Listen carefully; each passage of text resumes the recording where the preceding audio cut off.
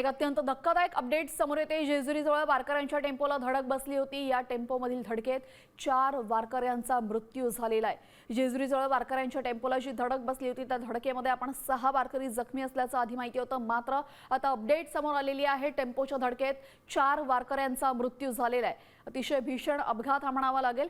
जेजुरीजवळ आपण पाहतोय टेम्पो आणि ट्रकची भीषण धडक झाली आणि या धडकेमध्ये आपण पाहतोय 4 वारकऱ्यांचा इथं मृत्यू झालेला आहे।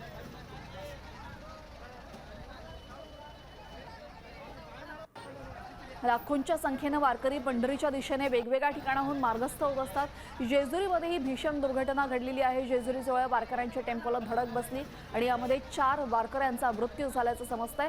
आपल्यासोबत आमचे प्रतिनिधी सागर आव्हाड जोडले गेलेले आहेत। सागर, अत्यंत दुर्दैवी घटना आहे। 4 वारकऱ्यांचा इथं मृत्यू झालेला आहे। कशी घडली ही एकूणच घटना?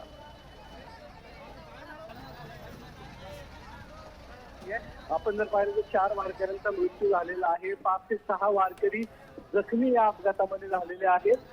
ट्रक ड्रायव्हरचा कंट्रोल सुटल्याने तो वारीमध्ये घुसलेला आहे आणि वारकरी जे आहेत ते यामध्ये 4 जणांचा मृत्यू झाल्याची माहिती समोर येते। आपण जर पाहिलं तर आज सकाळी सासवडवरून जेजुरीच्या दिशेने संत ज्ञानेश्वर महाराजांची पालखी जी आहे ती निघालेली आहे आणि या पालखी दरम्यानच आज सकाळी हा अपघात जो आहे तो झालेला आहे। जे जखमी आहेत त्यांच्यावरती उपचार सुरू आहेत।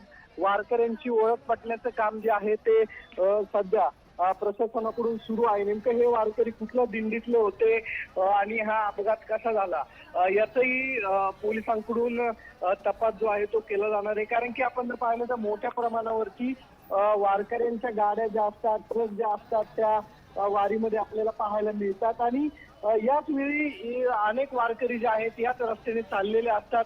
मात्र त्यासाठी कुठली आचारसंहिता पुणे ग्रामीण पोलिसांचं ढिसाळ कारभार जो आहे तो या अपघाताच्या दरम्यान आपल्याला पाहायला मिळतोय। आपण जर पाहिलं तर 2 दिवसापूर्वी दिवे घाटामध्ये संत ज्ञानेश्वर महाराजांची पालखी होती। 6 तास वाहतूक कोंडी जी आहे ती झालेली होती। ग्रामीण पोलिसांचं पूर्णतः दुर्लक्ष जे आहे ते पालखी मार्गावरती झालेलं आपल्याला पाहायला मिळतंय। जर पोलीस असते तर गाड्यांना एक वेगळी शिस्त आणि गाड्यांची जर वेगळी लाईन केली असती तर हा अपघात झाला नसता। कारण की वारंवार वारीच्या दरम्यान असे अपघात होत असतात आणि पोलिसांकडून दुर्लक्ष जे आहे ते होत असतं। ज्यावेळेस वारी चालते त्यावेळेस अशा मोठ्या गाड्या ज्या आहेत त्या सोडल्या जातात।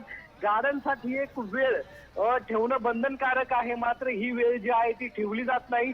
वारकऱ्यांबरोबरच ह्या गाड्या वेगामध्ये चालतात आणि ऐनवेळेस जर वारकरी समोर आला तर तो अपघातामध्ये मृत्यू पावतो। यापूर्वीच्याही अनेक घटना आहेत आणि आजची घटना त्याला वेगळी नाहीये। आपण जर पाहिलं तर आता जे जखमी झालेले आहेत वारकरी त्यांना उपचारासाठी ग्रामीण रुग्णालयामध्ये दाखल करण्यात आलेलं आहे आणि पुढील काळामध्ये असे अपघात होण्यासाठी यासाठी जे विश्वस्त आहेत, आळंदी देवस्थान, देव देवस्थान किंवा इतर दिंड्या प्रमुख आहेत त्यांनी ठेवणं बंधनकारक आपल्याला पाहायला मिळतंय। नाही तर असे अपघात जे आहेत ते वारी दरम्यान आतापर्यंत घडत आलेले आहेत आणि या पुढील काळात त्याची खबरदारी या देवस्थानने घेणं बंधनकारक आहे।